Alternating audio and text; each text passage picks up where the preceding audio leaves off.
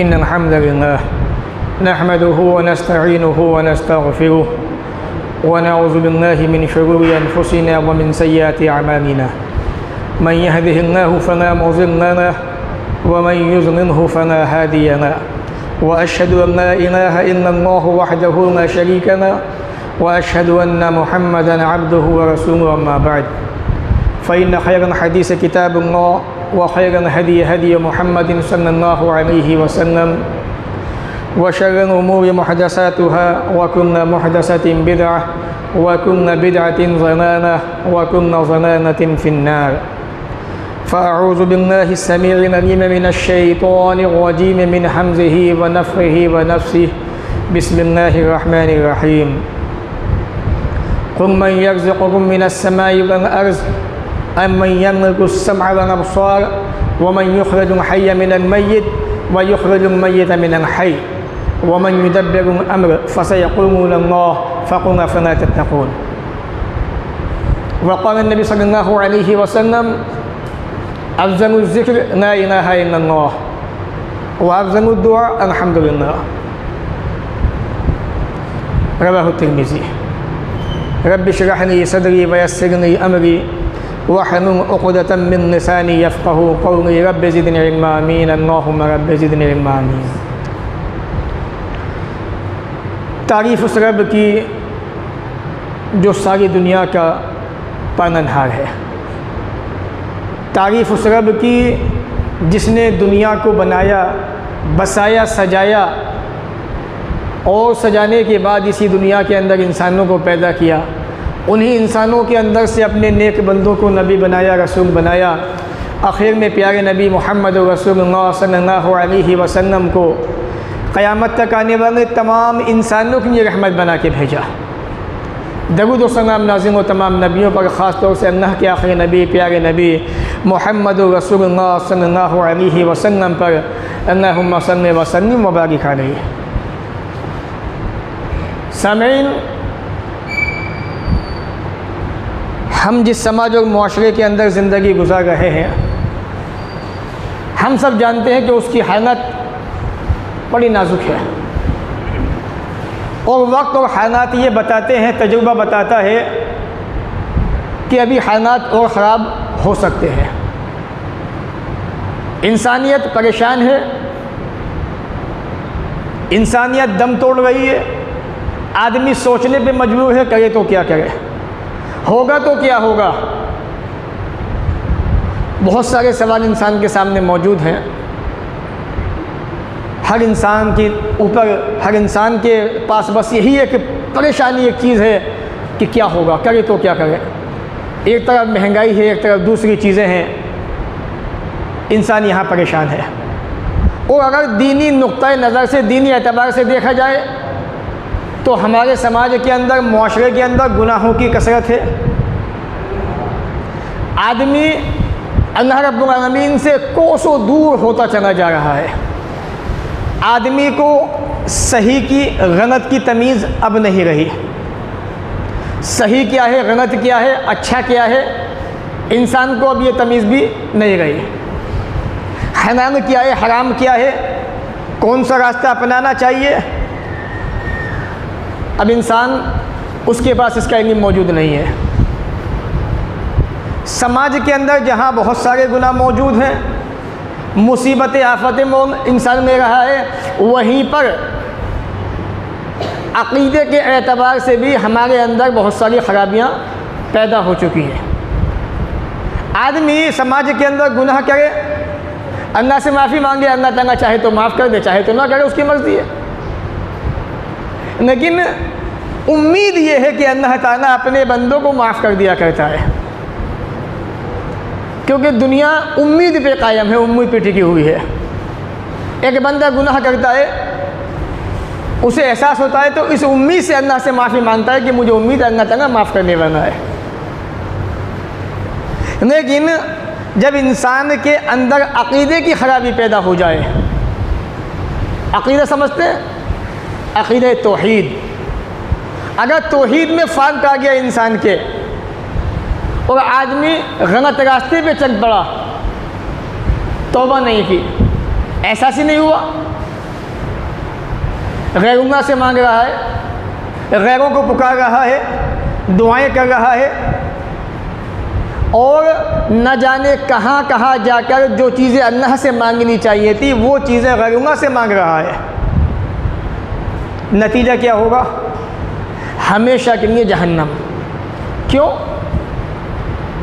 माँ बाप की नाफरमानी की, गुनाह कबीरा किया, तौबा नहीं की, इम्कान है कि जन्नत मिलेगी, बड़ा गुनाह है, अल्लाह ताला जहन्नम के अंदर फेंकने के बाद वापस न आएगा जन्नत के अंदर, ये पूरी उम्मीदें कुरान की आयतें गवाही देती हैं, हदीस पाक मौजूद है। किसी को परेशान किया, सता दिया, किसी का मान लिया, जहन्नम में तो गया, अज़ाब तो चखेगा, सज़ा तो पाएगा, लेकिन सज़ा पाना भी इतना आसान नहीं होगा। लेकिन उम्मीद है वो सज़ा पाने के बाद वापस जन्नत में आएगा। लेकिन अगर अक़ीदे में फ़ाल्ट आ गया, अक़ीदे की ख़राबी पैदा हो गई आदमी के अंदर, तो फिर जहन्नम में जाने के बाद वापसी की उम्मीद नामुमकिन है ही नहीं।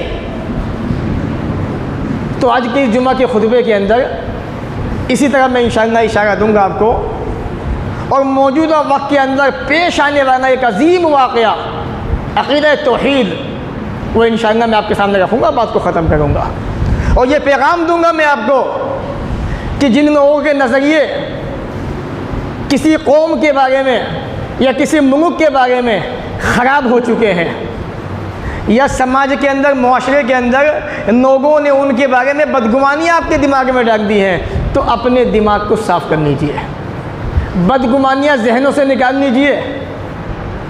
वो कौन सी बदगुमानियाँ, जब वो वाक़या आएगा तब आपको बात समझ में आएगी इंशाअल्लाह। अल्लाह रब्बुल आलमीन ने कुरान मजीद में इरशाद फरमाया, कुल मन यर्ज़ुकुकुम मिनस समाई वल अर्ज़, ऐ नबी कहिए इनसे, पूछिए इनसे, आसमान और ज़मीन के अंदर रोज़ी तुम्हें कौन देता है? आगे अल्लाह ने फरमाया, अम्मन यमलिकुस समा वल अबसार, ये अल्लाह ने तुम्हें कान दिया है, ये आँखें दी हैं, इनका मालिक कौन है? वमन युखरिजुल हय्य मिनल मय्यित, एक चीज़ बेजान है, मुर्दा चीज़ है, उस मुर्दा चीज़ जान से, मुर्दा चीज़ से जानदार चीज़ को कौन निकालता है?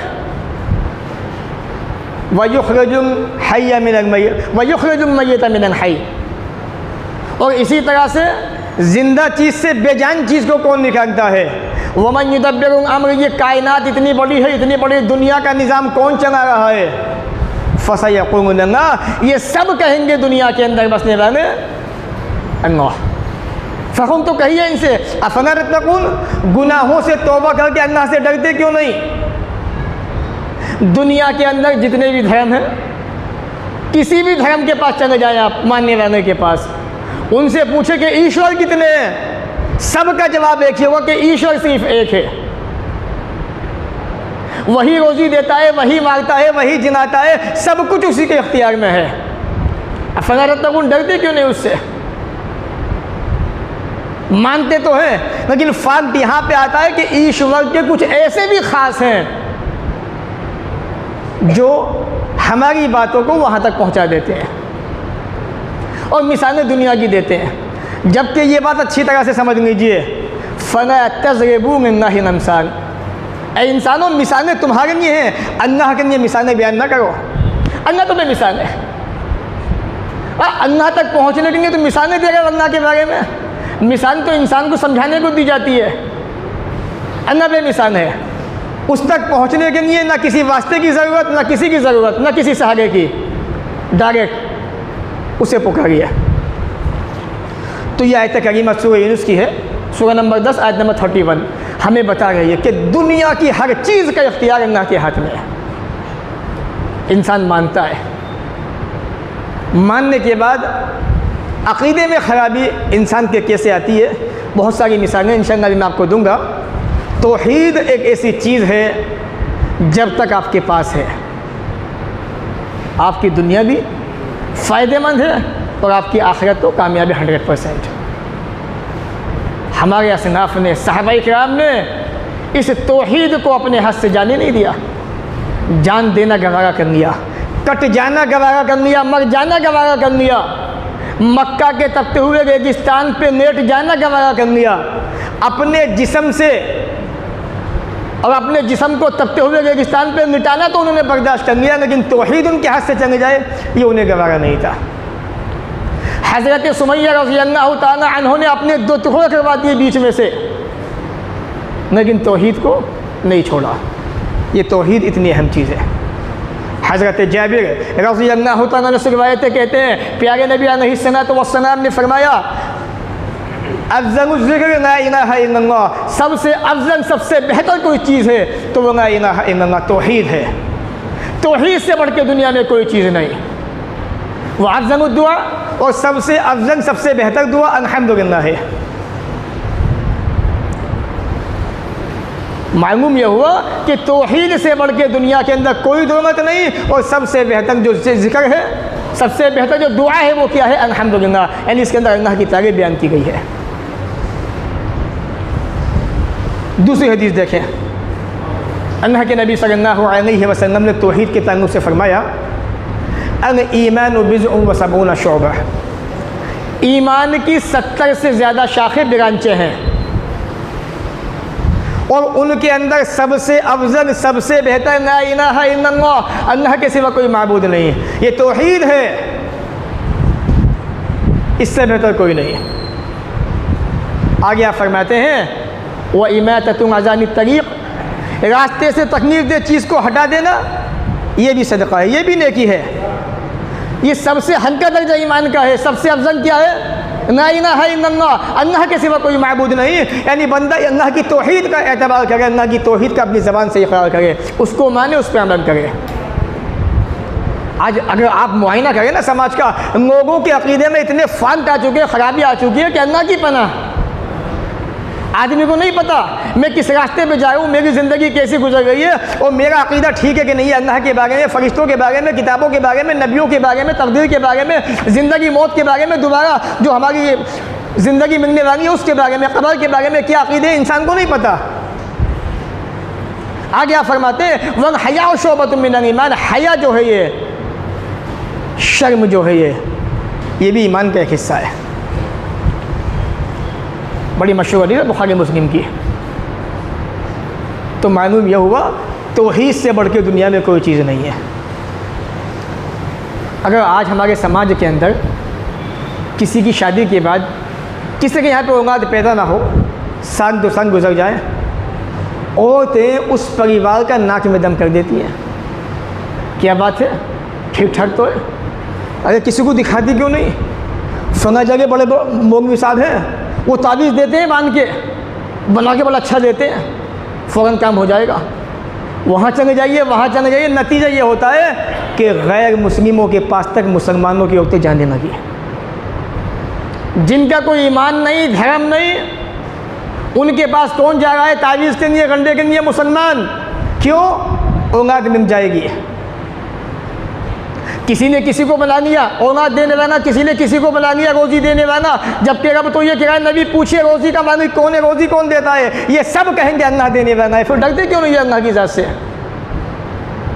आज हम बहुत बहस करते हैं समाज के अंदर, कभी किसी मुद्दे पे, कभी किसी मुद्दे पे। अपने आप से सवाल कीजिएगा, ज़मीरों से अपने आप से पूछिएगा, क्या आज तक अपनी इतनी बड़ी ज़िंदगी के अंदर आपने कभी किसी से तौहीद पे बात की है? समाज के अंदर, माशरे के अंदर एक आदमी कितना भी गुनहगार है, वो कितना बड़ा मुजरिम है, वो शरीयत के अंदर बेनमाजी है, नमाज एक टाइम की नहीं पड़ी उसने, मान लीजिए, सपोज कर लीजिए जहन्नम के अंदर वो जा रहा है, लेकिन तौहीद उसके पास है। इम्कान है जन्नत में आने का तौहीद की बुनियाद पे। आपने उससे बात की तौहीद पे? कभी नहीं की, क्योंकि आपको जो बात करने में मज़ा आता है वो जो मौजू हमारे समाज में चल रहे होते हैं। एक मौजू समाज में अभी छेड़ा बिल्कुल G20 के अंदर हाल है। अब मैं देखूंगा कि आप कितनी बात करेंगे उस टॉपिक पे, क्योंकि आपको मौजूदा वक्त में हर उस टॉपिक पे बात करने में मज़ा आता है जो चल रहा होता है समाज के अंदर। G20 तो अभी ख़त्म हुआ ना, कितने दिन हुए, उसके अंदर बड़ा ज़बरदस्त मुद्दा हमारे सामने आया। अब देखना यह है कि नौजवान या हमारे मुसलमान कितना उस मुद्दे पे बात करते हैं, देखते हैं कितना ईमान उनका जागा इस मौजू पे, इस टॉपिक को लेके। तौहीद एक ऐसी चीज़ है जिसकी बुनियाद पर जन्नत और जहन्नम का फैसला होने वाला है। आज अक़ीदे में ख़राबी आ चुकी है। हमें पता है पड़ोसी जो है कैसी कैसी बिदातें कर रहा है, खुराफात कर रहा है, यहाँ तक कि ऐसे ऐसे काम करने को तैयार कर रहा है जो अल्लाह को नाराज़ करने वाले हैं, अल्लाह की तौहीद से टकराते हैं, नहीं समझाते। प्यारे नबी अलैहिस्सलातु वस्सलाम के पास एक जमात आई 9 आदमियों की, हदीस बड़ी मशहूर है मुस्नद अहमद के अंदर। एक आदमी ने धागा बांधा हुआ था, आज घर घर में धागे बंधे हुए हैं, हाथों में किया, उंगलियों में किया, और आपके पाँव के अंदर किया, और बाहों पे किया, बाजू पे किया। फैशन चला हुआ है धागे बांधने का। रसूल अकरम ने उस आदमी से मुसाफा नहीं किया जिसके हाथ में धागा बंधा हुआ था। इसलिए याद रखिए, कोई आदमी आपसे मुसाफा करे तो आप भी मत कीजिए मुसाफा उससे, और साफ कह दीजिए तौहीद से कोई समझौता नहीं, तौहीद की बुनियाद पर। फिर मौलाना कैसी बातें करो, बड़ा मुश्किल हो जाएगा। साहबा की ज़िंदगी पढ़ो, 13 साल ज़िंदगी मक्का की रसूल अकरम की, नूह अलैहिस्सलातु वस्सलाम से लेकर रसूल अकरम तक की ज़िंदगी पढ़िए, तौहीद के बारे में कुरान के अंदर आयतें भरी पढ़ी हैं, तौहीद के बारे में कोई समझौता नहीं। वो वाक़या मुस्नद अहमद का बड़ा मशहूर है। मैं उधर जाना नहीं चाहता, लेकिन इशारा दे रहा हूँ। एक आदमी सिर्फ एक मक्खी की वजह से जहन्नम के अंदर दाखिल हो गया। एक मक्खी की हैसियत क्या है, और एक आदमी एक मक्खी की बुनियाद पर कहाँ गया, जन्नत के अंदर। कैसे? पढ़िए दीन को हासिल कीजिए। ये दुनिया कुछ काम आने वाली नहीं है, दीन काम आएगा। हासिल जब होगा, जब सीखोगे सही तरीके से, अपनी अक़ल से नहीं, सहाबा की अक़ल से, सहाबा के मनहज से, सहाबा के फ़हम से सीखोगे तो दीन आएगा, वरना दीन नहीं आएगा। कितने भलाई पाने वाले गुमराह हो गए, रास्ते से भटक गए। कहते हैं कि एक कौम थी किसी रास्ते पर, और कोई आदमी जब वहाँ से गुज़रना चाहता था तो जब तक उस कौम के जो बुत बना हुआ था उस पर चढ़ावा ना चढ़ा दे, वहाँ से गुज़रने की परमिशन नहीं थी। 2 आदमी गुज़रे, कहा कि कहाँ जा रहे हो, कहा उस पार जाना है। कहा कि हमारे माबूद पे, हमारे बुत पे कुछ चढ़ावा चढ़ा के जाओ। एक ने कहा मेरे पास तो कुछ भी नहीं है जो मैं चढ़ाऊँ। कहा कि मक्खी चढ़ाने पकड़ के एक, उसने मक्खी पकड़ी और मक्खी को बुत के नाम पे चढ़ा दिया। उस कौम के लोगों ने उस आदमी को आज़ाद कर दिया। प्यारे नबी ने फरमाया दखलन्नार, जहन्नम में दाखिल हो गया, एक मक्खी को बुत के नाम पे चढ़ाने की बुनियाद पर। दूसरे ने मना कर दिया कि मक्खी क्या, मक्खी से मामूली चीज़ भी मैं बुत के नाम पे नहीं चढ़ाऊँगा, गरूँगा के नाम पे। उन लोगों ने उसे कत्ल कर दिया। प्यारे नबी ने फरमाया दखल अल-जन्नह, जन्नत में दाखिल हो गया। ये तौहीद है, कोई समझौता नहीं, तौहीद की बुनियाद पर। आज अक़ीदे ख़राब हो गए हैं, रिश्तेदारों के पता है, सब कुछ जानते हैं, लेकिन अक़ीदे पे कोई बात नहीं, बात ख़राब हो जाएगी। समाज के अंदर कैसे जिएंगे, बहुत सारी चीज़ें हमारे इंसान सोचता है।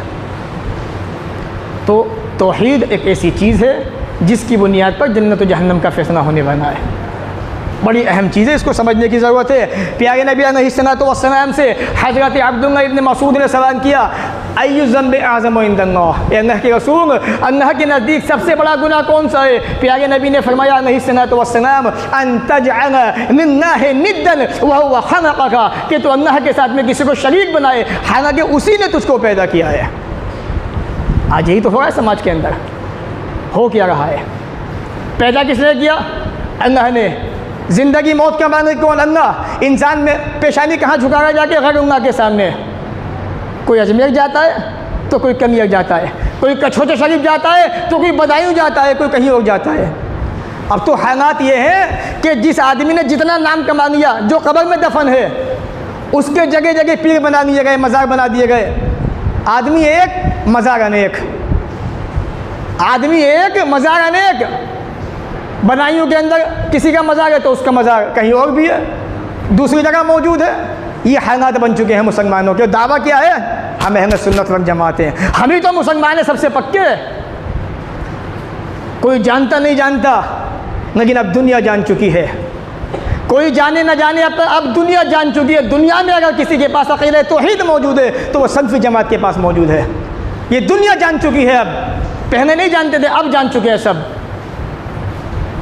सरकार भी जान चुकी है, दुनिया जान चुकी है। अब किसी के पास तौहीद है तो यहाँ पर मौजूद है। ये मैं हकीकतें बता रहा हूँ आपको, जो कहीं नहीं मिलेंगी आपको। तो साहबी ने क्या कहा, अल्लाह के नबी सबसे बड़ा गुनाह कौन सा है? कहा कि तो अल्लाह के साथ में किसी को शरीक बनाए जबकि उसी रब ने तुझे पैदा किया है। आज समाज में यही हो रहा है। तो मेरा मकसद ये है आपको ये बताने का कि आप अपने भाइयों से अक़ीदे पे बात करें, तौहीद पे बात करें। तौहीद इंसान आपने उनकी सुधार दी तो इंशाअल्लाह आपने बहुत बड़ा काम किया। आगे चलिए, यही वो तौहीद है। इब्राहीम अलैहिस्सलाम अपने बच्चों से कह रहे हैं, ववस्सा बिहा इब्राहीम व बनीह व याकूब। याकूब अलैहिस्सलाम की इशारा किया, या बुनैया, ए मेरे बच्चों, इन्नल्लाह इस्तफ़ाकुमुद्दीन, अल्लाह ने तुम्हें चुना है दीन इस्लाम के लिए, फला तमूतुन्ना इल्ला व अंतुम मुस्लिमून, मौत भी तुम्हें इस्लाम की हालत में आनी चाहिए। यही पैगाम याकूब अलैहिस्सलाम अपने बेटों को दे रहे हैं। ए मेरे बेटो, जब उनकी मौत का वक्त आया क्या कह रहे हैं? मा तअबुदून मिन बादी, मेरे बाद किसकी पूजा करोगे, किसकी इबादत करोगे? क़ालू, तमाम बच्चों ने जवाब दिया। आज ये चीज़ भी ख़त्म हमारे अंदर से, नाबुदु इलाहका व इलाह आबाइका इब्राहीम व इस्माईल व इसहाक़, हम आपके रब की इबादत करेंगे, आपके माबूद की इबादत करेंगे जिसकी आप पूजा करते थे, और इब्राहीम अलैहिस्सलाम के रब की, इस्माईल और इसहाक़ अलैहिस्सलाम के रब की, इनकी पूजा करेंगे। बच्चों ने ये जवाब दिया। तौहीद देख रहे हैं मेरे भाई? तौहीद नहीं है, इस पेशानी को रगड़ के ना अल्लाह के सामने तुम्हारी मौत भी आ जाएगी। याद रखिए, अगर तौहीद तुम्हारे पास नहीं है, अक़ीदा तुम्हारा ख़राब है, तुम्हारे अक़ीदे में फ़र्क है, रब काबा की कसम है, जन्नत नहीं मिल सकती। अगर तौहीद तुम्हारे पास नहीं है, अक़ीदे में ख़राबी तुम्हारे आ चुकी है, क्योंकि बग़ैर तौहीद के कोई भी नेक अमल अल्लाह के यहाँ पे कबूल हो ही नहीं सकता। कुरान की बेशुमार आयतें मौजूद हैं।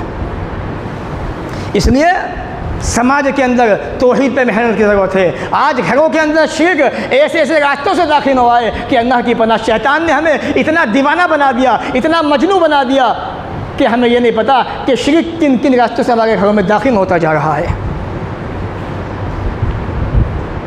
अभी हाल ही में क्या हुआ, G20 हुई थी ना, सब जानते होंगे अच्छी तरह से। इशारा कहाँ देना चाहता हूँ, दुनिया से बड़े बड़े नेता आए थे।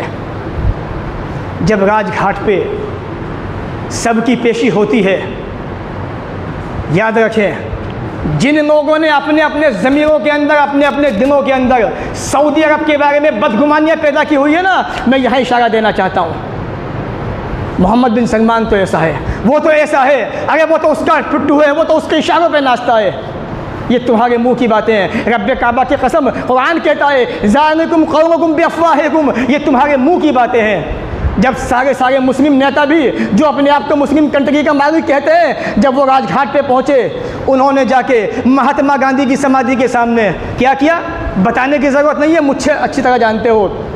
जब सऊदी अरब की बारी आई, मोहम्मद बिन सलमान, ऐसी तौहीद उसने पेश की, दुनिया दंग ले गई देख के कि क्या इस्लाम के अंदर किसी के सामने झुकना गवारा नहीं है। मोहम्मद बिन सलमान ने वहाँ जाने से साफ इनकार कर दिया, वहाँ पहुँचे ही नहीं, क्योंकि वो जानते हैं कि गैरुल्लाह के सामने झुकना अल्लाह की तौहीद के खिलाफ ऐलान जंग है। ये बताने चाहता हूँ, जिनको आप मुस्लिम कौम का रहनुमा समझते हैं, सब वहाँ जाके झुक के ये बता रहे थे हम मुशरिक हैं, हमारे पास तौहीद नहीं है। और मोहम्मद बिन सलमान ये दावत दे रहे थे वहाँ पे खड़े होके, लोगों तुम हमारे बारे में कुछ भी कहो, अगर तौहीद मौजूद है तो आज भी सऊदी अरब के अंदर मौजूद है। ये तुम्हारे ज़मीर माने ना माने, लेकिन अल्लाह की कसम ये दुनिया ने देखा और दुनिया को मानना पड़ेगा। ये तौहीद होती है, ये तौहीद ही थी कि जिसकी बुनियाद पे BBC को न्यूज़ पे कहना पड़ा कि मोहम्मद बिन सलमान सनफी विचारधारा रखते हैं और मोहम्मद सल्लल्लाहु अलैहि वसल्लम के दीन के अंदर किसी के सामने झुकना जायज़ नहीं है, इसलिए वो मोहम्मद सल्लल्लाहु अलैहि वसल्लम के दीन के ख़िलाफ़ कोई काम नहीं करते। याद रखिए, समाजी टॉपिक था, अभी नया नया छिड़ा है। अब बात कीजिए आप इस टॉपिक पे, समाज के अंदर, माशरे के अंदर हमारे भाइयों में कितनी खराबी आई हैं। इसलिए अपने दिल और दिमाग के अंदर से जो बदगुमानियाँ हैं ना सऊदी अरब के बारे में, निकाल दीजिए, ख़त्म कर दीजिए। इस्लाम वहीं से आया था, वहीं जाके सिमट जाएगा। सियासी बातें क्या है वो अलग है, वो जाने, लेकिन इस्लाम कहीं पर ज़िंदा है, आप भी जानते हैं, हम भी जानते हैं। तौहीद कहीं मौजूद है, वहीं पर मौजूद है। इसलिए तौहीद के बारे में कोई समझौता नहीं। इतनी बड़ी अज़ीमुश्शान पार्टी, अगर आप अपने रिश्तेदार के यहाँ पहुँच गए ना और किसी ने आपके धागा बांध दिया तो मना नहीं कर पाओगे आप। चलिए आप बांधने थोड़ी देर की बात है, बाद में काट देंगे जाके, ऐसे ही होगा। आप मना नहीं कर सकते, उस बंदे ने इतनी बड़ी मीटिंग के अंदर दुनिया को ये पैगाम दिया, तौहीद के ख़िलाफ़ कोई समझौता नहीं, तौहीद के होते हुए कोई समझौता नहीं, कोई वो नहीं, ये अल्लाह की तौहीद है। इसीलिए याकूब अलैहिस्सलाम ने बच्चों से पूछा कि किसकी पूजा करोगे मेरे बाद? नाबुदु इलाहा का, आपके माबूद की, यानी अल्लाह की। इब्राहीम अलैहिस्सलाम के माबूद की, इस्माईल इसहाक़ अलैहिस्सलाम की माबूद की। ये तौहीद है, इसको पहचानने की कोशिश कीजिए। अगर तौहीद छूट गई ना हाथ से, सारी ज़िंदगी की नेकियां ख़त्म, सारी ज़िंदगी की मेहनत बर्बाद, सब कुछ ख़त्म हो जाएगा। और याद रखो, अगर तौहीद हाथ से चल गई तो अल्लाह क़यामत के दिन तुमसे पूछेगा, वम्ताज़ुल यौम अय्युहल मुजरिमून, ऐ मुजरिमों गुनहगारों छट जाओ, एक तरफ हो जाओ। अलम अहद इलैकुम, क्या मैंने तुमसे नहीं कहा था? या बनी आदम, आदम की औलाद, ना ताबुद शैतान, शैतान की पूजा ना करना, शैतान की ना मानना, वो तुम्हारा खुला हुआ दुश्मन है। वाने बुदूनी, मेरी इबादत करना, मेरी ही मानना, मेरी पूजा करना। हादा सिरातुल मुस्तकीम, यही सीधा रास्ता है। अल्लाह बता रहा है, बंदा मानने को तैयार नहीं है।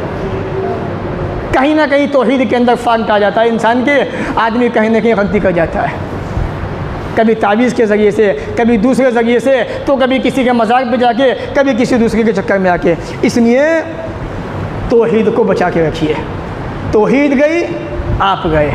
तौहीद बच गई, इंशाअल्लाह आप कामयाब हो गए। तौहीद को जानना है, सहाबा की ज़िंदगी को पढ़िए। अल्लाह के नबी सल्लल्लाहु अलैहि वसल्लम की मक्का की 13 साल ज़िंदगी, 13 साल तक एक टॉपिक पे सिर्फ बात हुई है, बस तौहीद के ऊपर।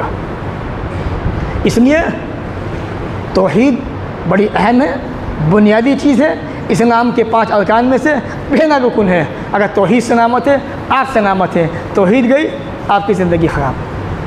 अल्लाह ताला हमें भी आपको भी इन बातों को सुनने के बाद अमल की तौफ़ीक़ अता फ़रमाए। जब तक दुनिया में रखे, इज़्ज़त से रखे, ख़ात्मा भी हो तो ईमान पर हो।